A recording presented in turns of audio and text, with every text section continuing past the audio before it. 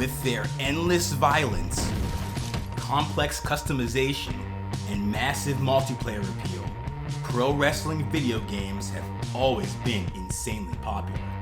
Consistently ranking among the best-selling games for each console, they are many fans' gateway into the wonderful world of pro wrestling. After a disastrous 2020 offering, the series returned with the much more well-received WWE 2K22. So in honor of its grand comeback, we're looking at the evolution of WWE video games from their 2D beginnings to their HD current form. I'm Counterculture Wrestling, and this is the history of WWE video games, Part 1. By the 1980s, the WWE had become a bona fide pop culture phenomenon. After dominating TV, magazines, and even music, it was only a matter of time until the Fed got into the video game scene as well.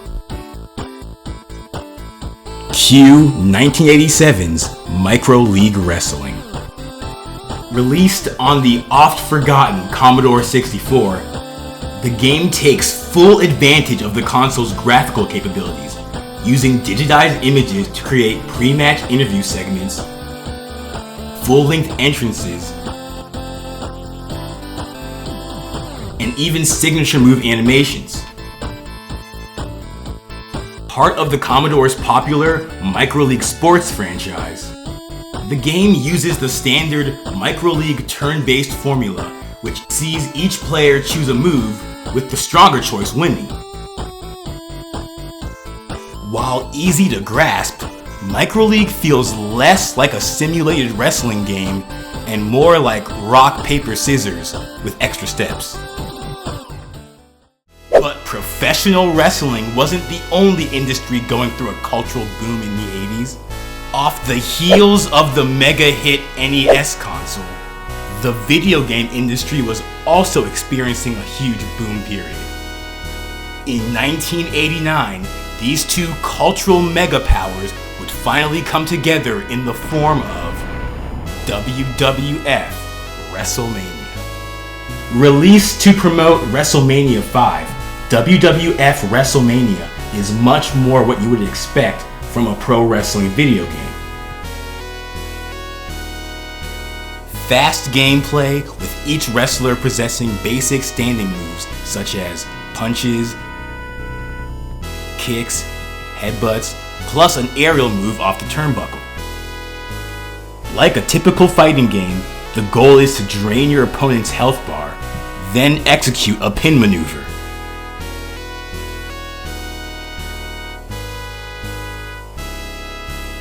But aside from a few wrestler-specific moves, such as Randy Savage's elbow smashes or Bam Bam Bigelow's cartwheel, most of the wrestlers kinda feel the same. Add the fact there's only one match type, singles, and the game feels pretty limiting, even compared to other fighters of the era. If Micro League was the first official WWE game, and WrestleMania was the first memorable one, then WrestleMania Challenge holds the distinction of being the first good WWE game. Released in 1990, following the massive success of WWF WrestleMania, the game greatly improves on all of WrestleMania's shortcomings, with each of the 9 playable wrestlers having their own unique movesets. The game also expands on the number of match types, allowing singles matches, tag matches, and even 3-on-3 elimination matches. Most impressively, the game features the series' first attempt at a story mode. Called Championship Mode, players take control of a generic character, dubbed Yourself, and try to defeat all the game's wrestlers to become world champion. The game even allows you to team up 2 generic wrestlers and pursue the tag championships, just so you don't feel so lonely. As the radical 80s gave way to the grungy 90s, the similarities between the pro wrestling and video game industries continued, with both WWF and Nintendo finding themselves in bitter pop culture wars. The first game released during this new generation was WWF Super WrestleMania. Sporting a robust roster, more match types, and those sweet 16-bit graphics, the game really does feel like Super WrestleMania. But the game's biggest addition is easily the new tug-of-war grappling system, which sees players lock up and tap their way into performing their desired maneuvers.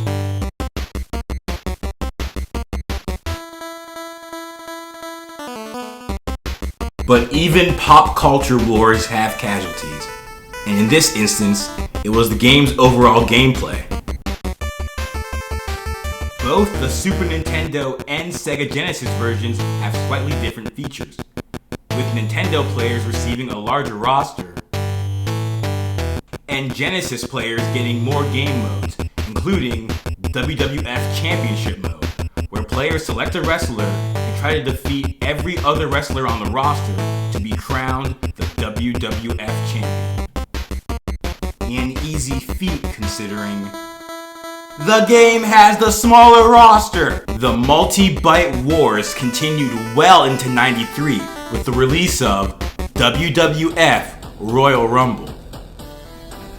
The first game to have different rosters for each platform. Genesis wins the 16-bit roster split, but in true new generation fashion, one brand had Hulk Hogan and the other had Ric Flair. Apart from improving on the series' newly introduced grappling system, the game is also the first to include illegal objects, ooh, I'm telling, ref bumps, yeah, get him, and of course, its namesake, the Royal Rumble match.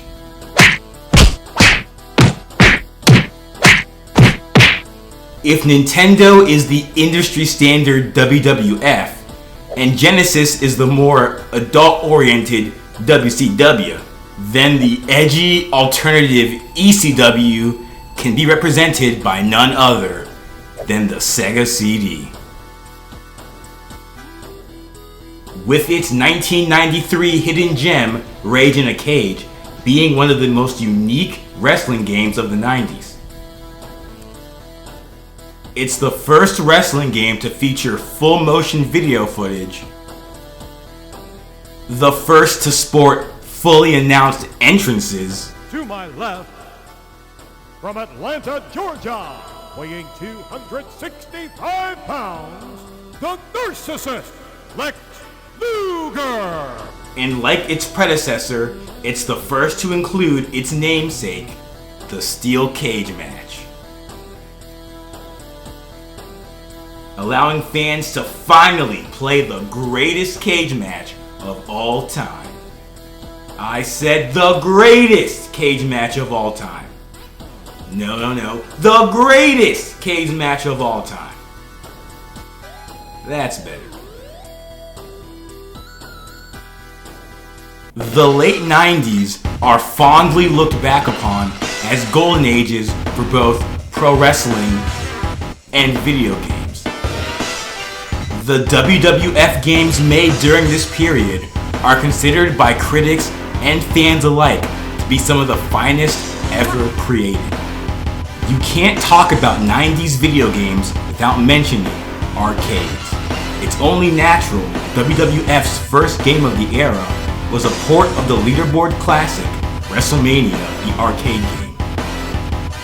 The third most successful arcade game of 1995, WrestleMania was clearly inspired by the two other most popular arcade games, Mortal Kombat and NBA Jam. Fight game fans are delighted by brutal, character-specific, Mortal Kombat-like fatality finishing moves. and sports game fans are treated to NBA Jam-like, over-the-top commentary. Provided by the distinguished team of Jerry the King Lawler and Vince McMahon. What a business is! A taste of his own medicine! Did you see that? The game proved so popular, it even got a sequel titled WWF In Your House in 1996. And like a classic In Your House pay-per-view, it's simply a discount version of the real thing. I just know that game ruined a lot of kids' holidays that season. Sad. While the arcade was an iconic era for video games, it's the gritty Attitude Era game WWF Warzone that best symbolizes the gaming golden age for the Fed. The grappling system now relies on fighting game combos for you to do your moves.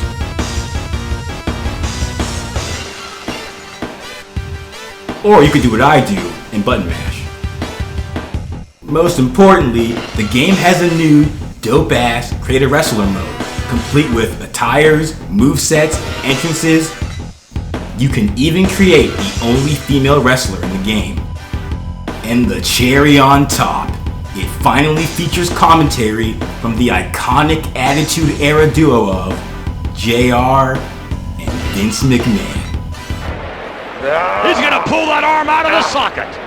Can't have it all. Ah, WrestleMania 2000. One of the worst WrestleManias of all time. One of the best WrestleMania games of all time. The first WWF game made by THQ, WrestleMania built on the publisher's classic WCW NWO Revenge gameplay engine. Cause even virtually, still gotta make sure to stick it to Ted Turner. That's a real beef, respect. The game adds a litany of beloved features such as edible superstar threads,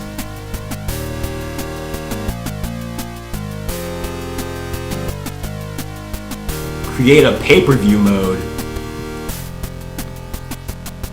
and the series' first true story mode, Road to WrestleMania, which has you start as a rookie and work your way up all the way to the WrestleMania 2000 main event.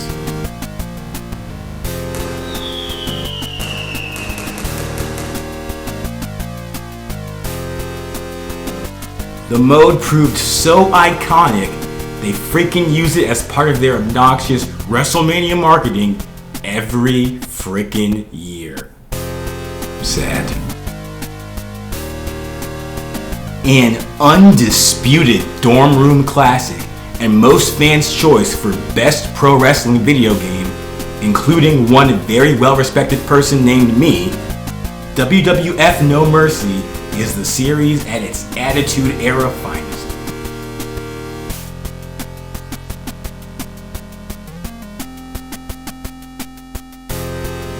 The game has the most in-depth graphics, the most in-depth character creation suite with a slew of new options, and the series' most in-depth story mode thus far, Championship Mode.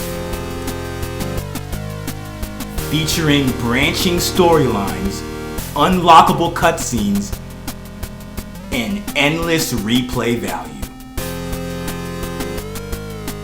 The mode can be difficult, but I've found the key to progressing is showing each of your opponents no mercy. Hey, that's the name of the game! While this list was a stroll down nostalgia lane for some, not all of us were born in the 1900s. For us 2000s kids who grew up with better graphics, better gameplay, hotter girls, and depression, here's the history of WWE video games, Part 2, the 8K era.